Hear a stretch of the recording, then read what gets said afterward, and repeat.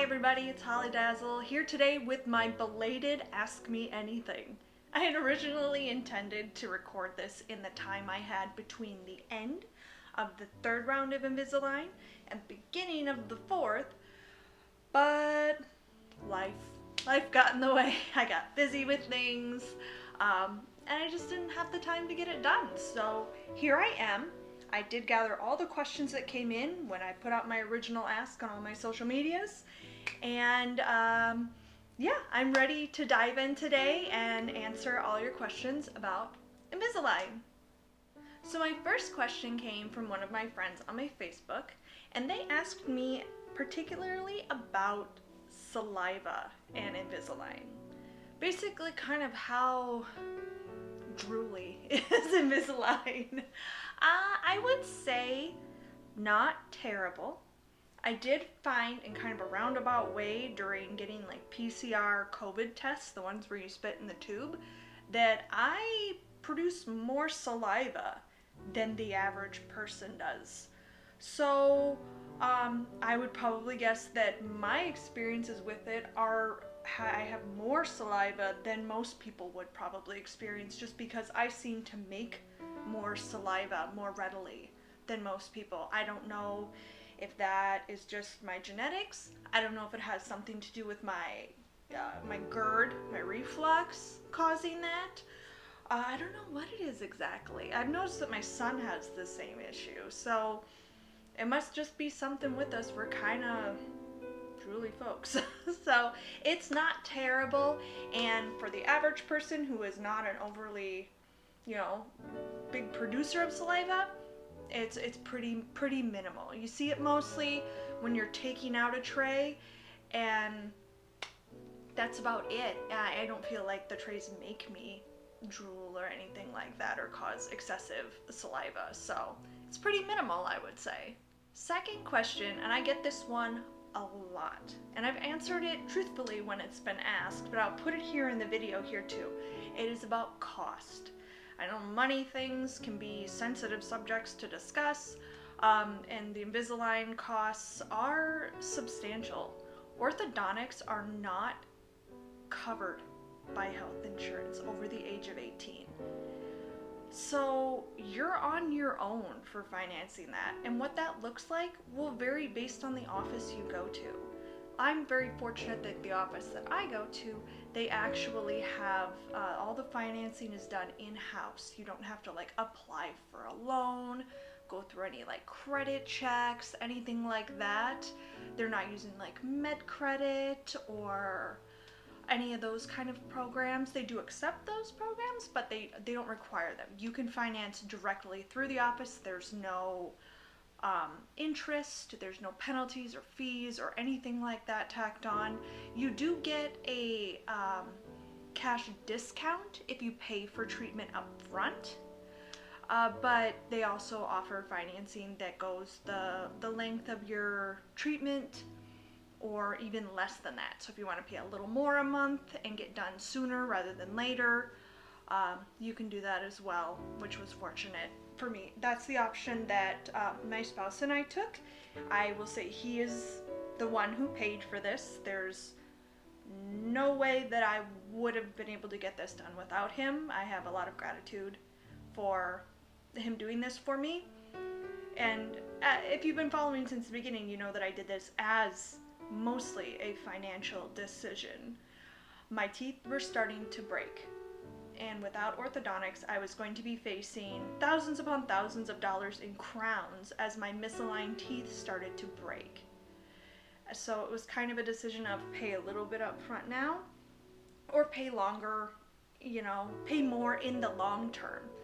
It's one of those discussions how having less money being poor is expensive. That's the theory that's been floated out there, and it's very true.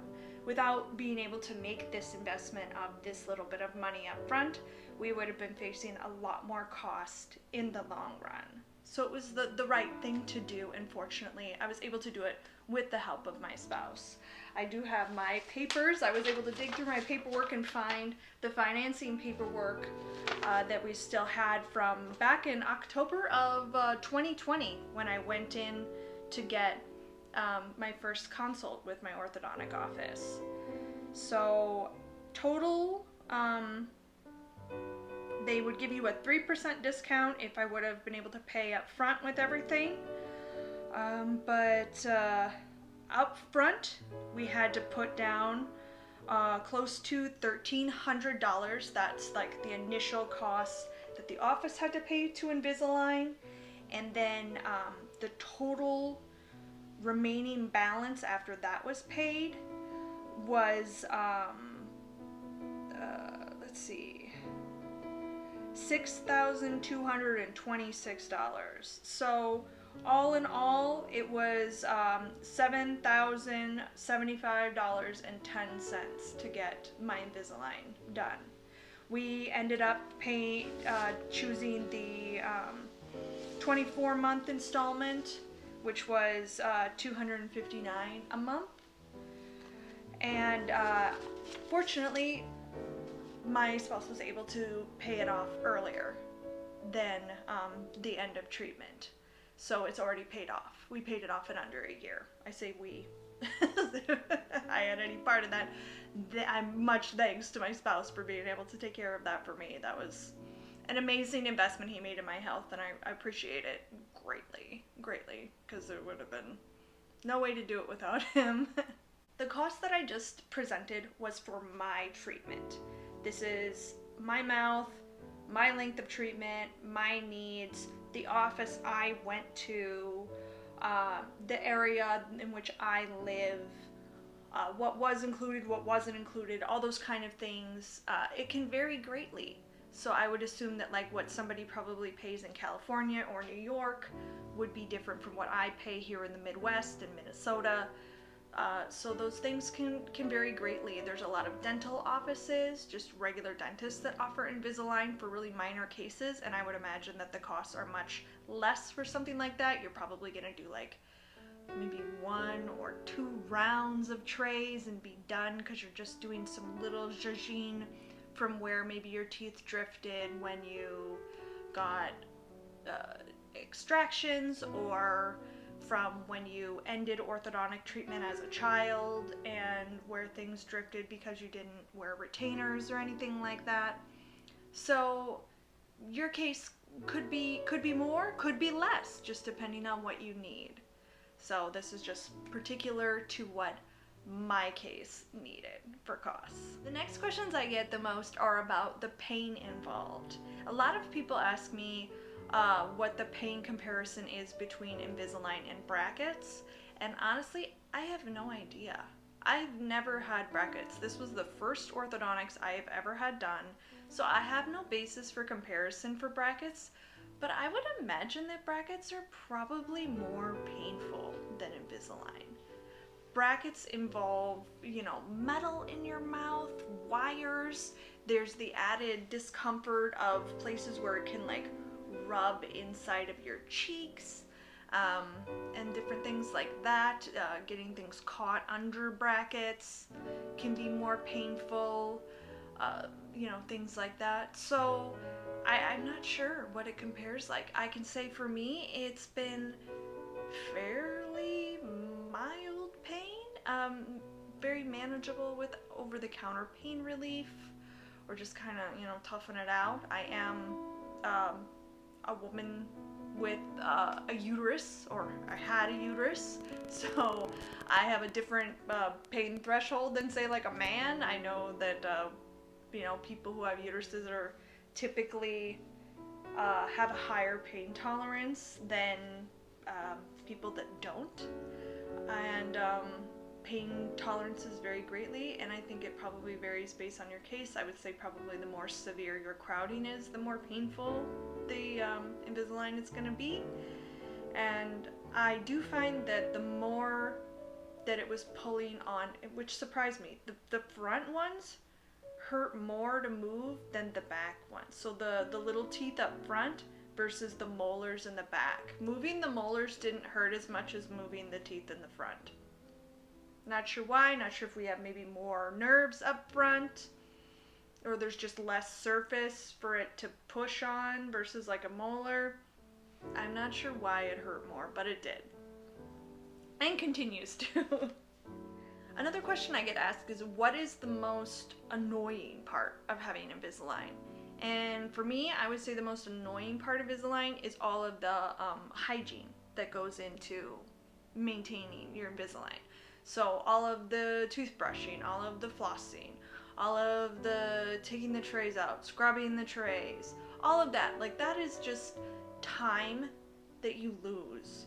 And it takes about 10 minutes, I would say, from start to finish on turning your mouth over, like brushing, flossing, rinsing, scrubbing soaking and scrubbing the trays, that kind of thing. It's about 10 minutes, and if you do that, you know, at minimum 3 times a day, usually upwards of 5 or 6, that adds up really quick. That can be up to an hour a day that you're losing to that routine. It is ultimately worth it, and usually when people start Invisalign and start doing all of that hygiene, they do see great improvements in their mouth and their oral health because of that increased hygiene. I had a coworker who actually went and got Invisalign because I did, and she was facing some pretty serious periodontal problems, and she was able to actually reverse a lot of the problems she was having with her mouth just because she adhered to such a strict oral hygiene routine, and she saw such an amazing turnaround in her in the health of her mouth just from the hygiene routine that Invisalign gives. So, and pretty quickly as well. So that's kind of amazing. It might be annoying, but it's kind of like for the best. Another thing I get asked a lot is, am I happy with the results that I've had? Absolutely. If you've been following this journey, you know that I've been incredibly happy with the results that Invisalign has given me. Some days I'm happier than others. There's always variations. Anything with body image or your own image, yourself, what you see in the mirror, how you feel about yourself, that, you know, that's a roller coaster. It varies day to day. And some days I look in the mirror and I cannot stop looking at myself. I love it so much. Other days I'm kind of indifferent to it. I kind of forget about it. And then some days I feel like I am nothing but teeth. My teeth feel huge, gigantic. They just feel like too much. Like, how are they so big now? So, you know, there's a variety of ways that you feel about yourself. And that happens with your smile as well. What is something surprising about Invisalign treatment? I would say the most surprising thing about it was the hidden costs. So we talked a bit about like what the treatment itself costs. What I wasn't prepared for was all of the supplies and things you need to go through treatment. So it's all the hygiene things. So you need lots of toothbrushes. You will blow through toothbrushes so fast because you're brushing so often. You need, you know, a lot of mouthwash. You need a lot of toothpaste. You need a lot of floss or floss picks. Ways that I've found to navigate that is to find generics or dupes for the name brand things that you love. I love the Listerine, the generic Listerine and the generic Sensodyne brands from Walmart. They're my favorite. I've tried cheap floss. I don't like cheap floss. I feel like you get what you pay for with floss. So I buy, it's the children's fruit flavored like Dentec floss picks. They're small, they taste good, they're really waxed. They're really great for a small mouth like mine. I have mandibular tori, which are like bony growths under my tongue. So navigating string floss through my mouth is really hard. I also have a sensitive gag reflex because of my GERD.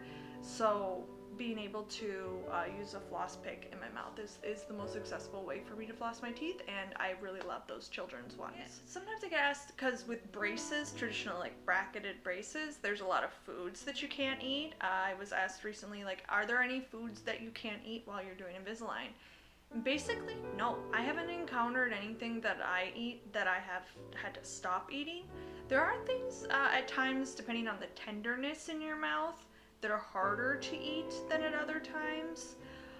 One of the things I think in the literature that it talked about was like nuts, like hard nuts, like almonds and things could potentially take the attachments off of your teeth. I don't find myself eating like nuts very often in that way, like where they're a whole nut. I've eaten like sliced almonds and things in recipes, and they're much more manageable in that capacity. I know that sometimes I've grabbed like because I can't eat gluten, so I'm a little limited on like quick like meal bars or snack bars.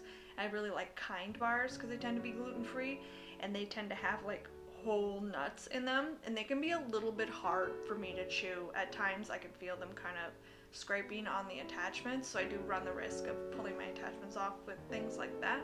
But otherwise, I can have popcorn, I can have, if I wanted to have my trays out and have gum, I can have gum. I can, yeah, I can have corn on the cob, I can eat apples, I can eat like crunchy vegetables like raw carrots and things like that. Yeah, so there's really nothing that's off limits for me. It's the same foods that would annoy you as far as getting in between your teeth, like corn on the cob and popcorn and things like that.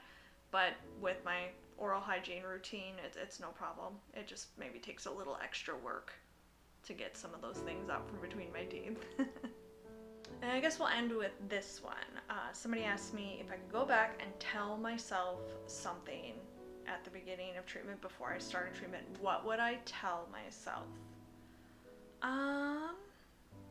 I think if you were to go back and watch some of my older videos, like the one where I was doing my makeup and talking about getting orthodontics, I was very resistant to the idea of it. I was a little bit, I don't know if heartbroken is the right word, but I felt like defeated in having to get orthodontics, like, which I don't understand, like now I think about that and I'm like, what was my problem? But I spent most of my life with crooked teeth, and it was a long road to accepting them and to being like, you know what? I don't have to have straight teeth to be pretty. I'm still pretty. I'm still beautiful. I look great. My teeth are what they are. My teeth are cute. My teeth, are part of me, and I love myself. So that was hard to kind of face up to and be like, well, now you're gonna change it. I would imagine that sometimes maybe people in body positivity who lose weight or something like that maybe deal with some of the same feelings. Not sure. But I was kind of resistant. I guess there's like a little bit of a defiant side to me, and just the way that dental professionals always approached me about orthodontics was always about the aesthetics. And since they were kind of out of my reach, I felt very defensive about the way they talked. Don't you want to be pretty? Don't you want pretty teeth? Don't you want to be beautiful? And when you say something like that, the implication kind of is that you're not pretty, that you're not beautiful. And it was the wrong approach, and all it took was a dental professional to actually approach me from the appropriate angle, which was a health and education angle, to tell me what orthodontics do for the health of your teeth and not just the aesthetics. You're not betraying yourself by doing this. You're caring for yourself, and take a moment to drink in the gratitude for being able to do this. That's my AMA. Thanks so much for submitting your questions. If you have questions in addition to that, you can always reach me by email or private message or in the comment section right here on YouTube. Let me know. I can always do more AMAs in the future if you have questions, or answer them for you outright. Thank you so much for watching and for following me on my Invisalign journey. I am so grateful for each and every view and each and every person who's excited to see my next upload and who's followed me along. All my friends who I meet in person who have such glowing and wonderful things to say about my new smile. Thank you so much for all your kind words. I really do appreciate every time I have to get up and brush my teeth and I don't want to. And I think of all of those wonderful things people have said to me, and I just find the motivation to get up and take care of my teeth because I'm worth it. Thank you so much for watching, and I will see you in a future video. Bye!